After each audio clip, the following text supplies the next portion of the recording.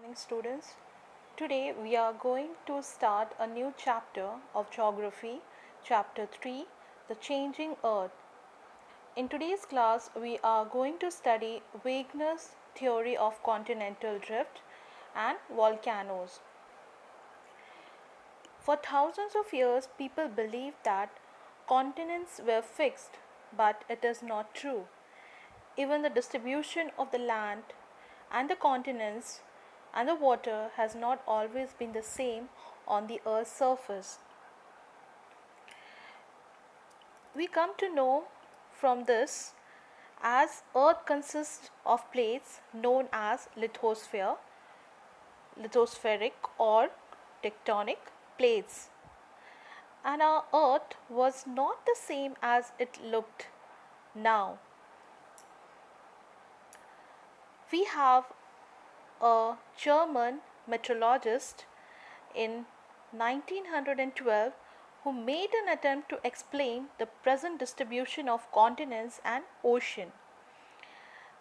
He termed that theory as theory of plate tectonics and proposed the idea of the continental drift.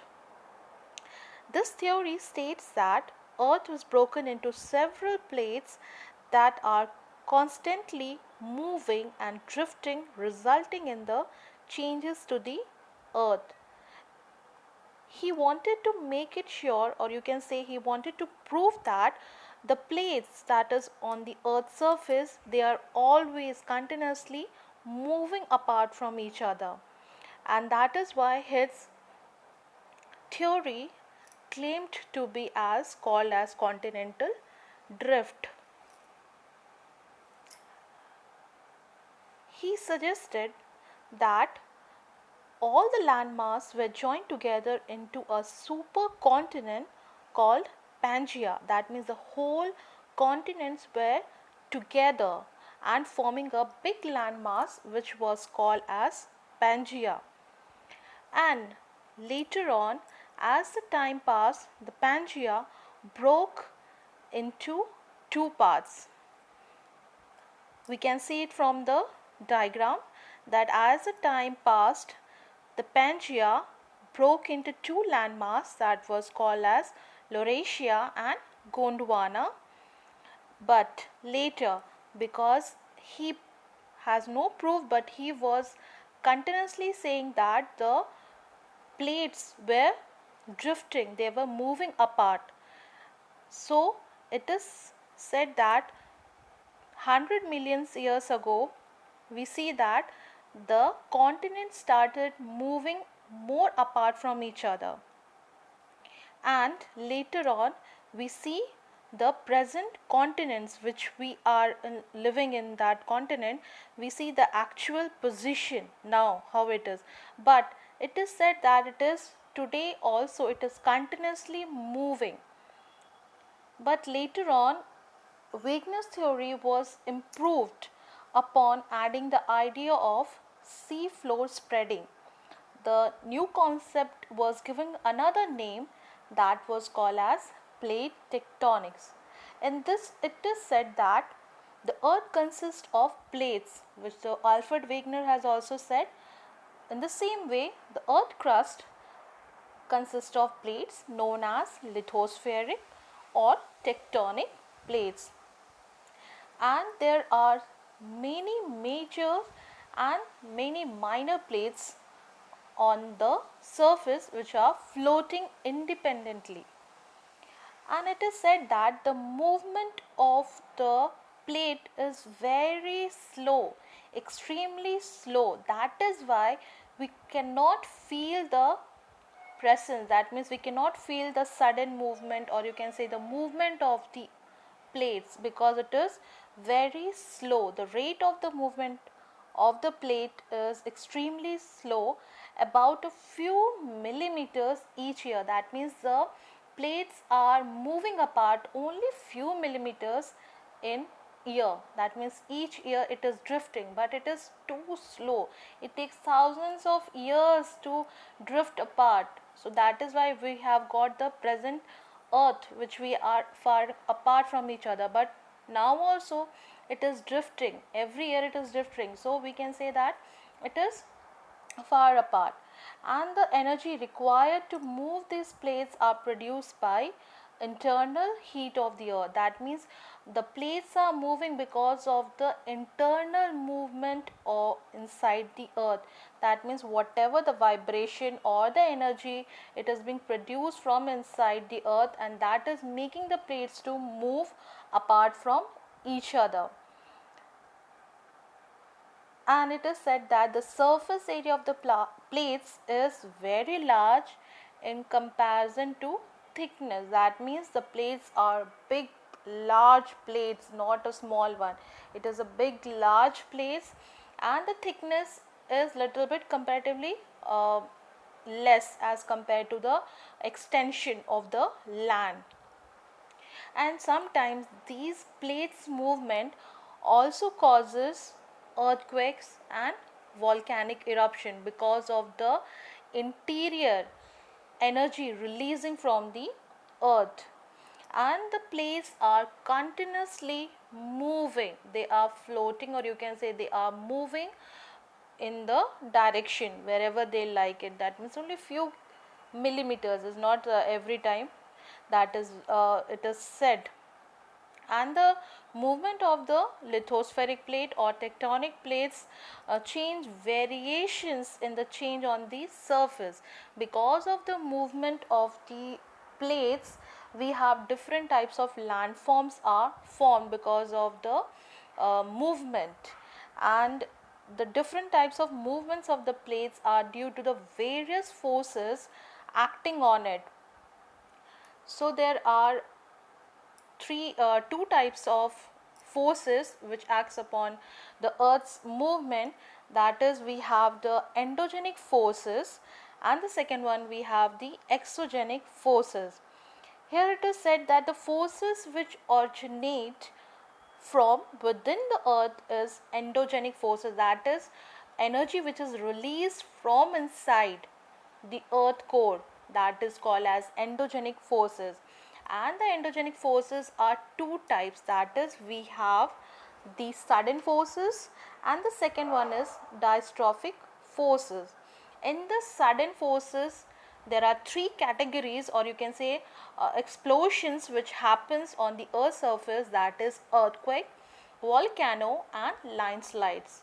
And the dystrophic forces, that means refers to the force generated by the movement of the solid material on the earth crust. That means the forces which are generated on the surface and which resulted to form a mountain, that is called as a dystrophic forces. That means this force tend to form mountains, and because of the earth's movement only we get different varieties of landforms.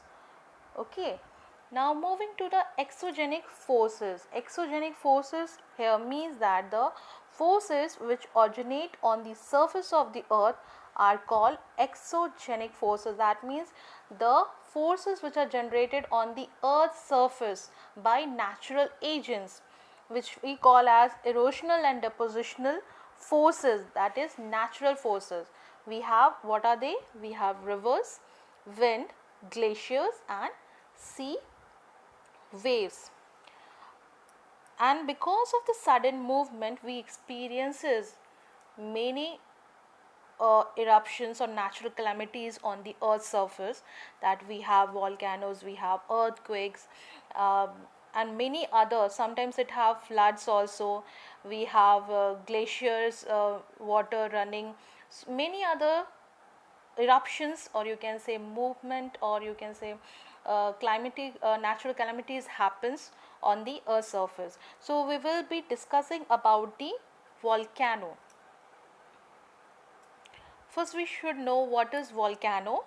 A volcano can be also known as the mountain of fire, or you can say a vent or a fissure in the earth's surface through which the magma and the gases are expelled, that is the coming of the molten materials from inside the earth.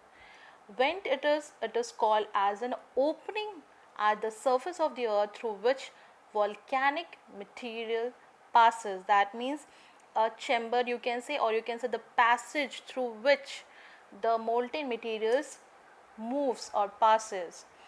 Magma here means hot molten rock beneath the earth's surface.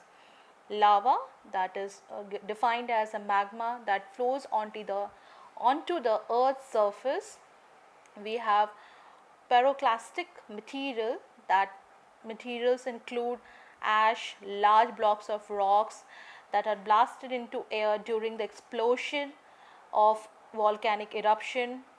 And ash, we know, dust particles with lava, hardened lava. It is a crater here means the funnel shaped pit near the top at the central vent of a volcano. These are the key points which you can remember, that these words come when there is a volcanic eruption, or we use that term to define a volcano.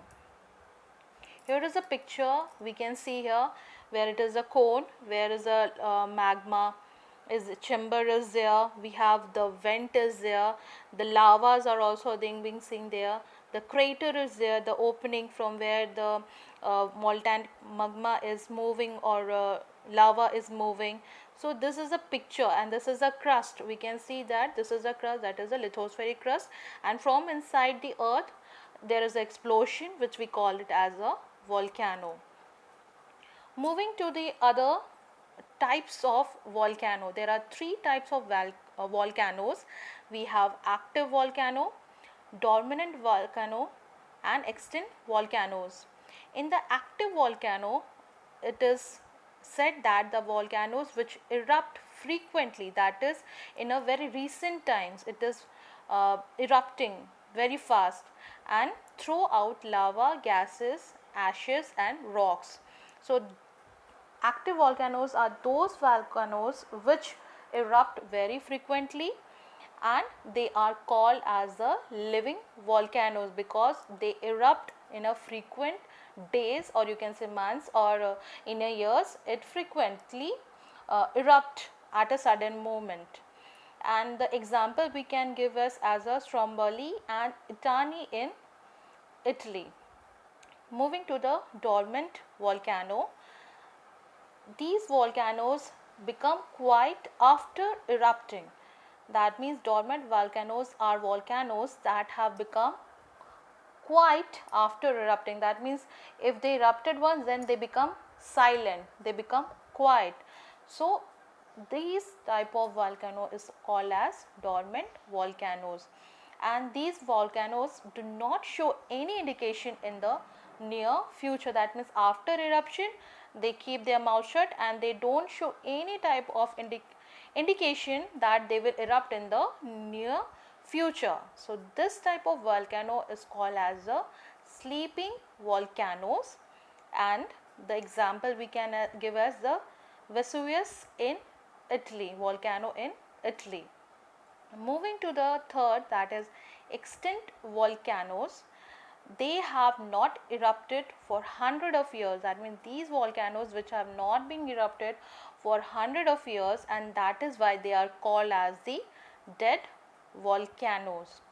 Okay, and the example we can give as a Kilimanjaro volcano in Africa and Rainier in USA. So we have three types of volcanoes: active volcano, dormant volcano and extinct volcano. Active volcano, they are called as living volcanoes. Dormant, they are called as sleeping volcanoes. Extinct volcanoes, they are called as the dead volcanoes because they have not been erupted for many years. Moving to the distribution of volcanoes, it is said that most of the volcano are in the circular belt around the Pacific Ocean, and that is why the belt is called as the Pacific Ring of Fire, which I have shown it with the diagram, that they are in a circular motion, or you can say circular belt, and that is why it is called as the Pacific Ring of Fire. In that region where we have Australian region, we have this part, then we have North America, South America. So like a area where the volcanic eruption is more. So that region is called as the Pacific Ring of Fire. Another second volcano region is found in the Mediterranean Sea, which is called as the Mid-World Mountain Belt. And this belt has mostly dormant and extinct volcanoes. That means a sleeping volcano or dead volcanoes in the Mediterranean Sea along the Mid-World Mountain Belt. So this is the distribution of the volcanoes in the world map, where it is being highlighted with the red in color, where the regions where we get erupted more volcanoes. From this diagram we can clearly view that which are the regions it is covering. Can you see there? In the Mediterranean Sea also we see the red parts. Here also in North America, South America, we have some parts of Eurasia, parts of this region where Australia is ahead of that. We have the volcanic regions are there. So there we can say that there is a volcanic eruption. So we have completed in this topic about the continental drift, about the volcanoes, and in the next class we'll be studying about the earthquakes. Thank you.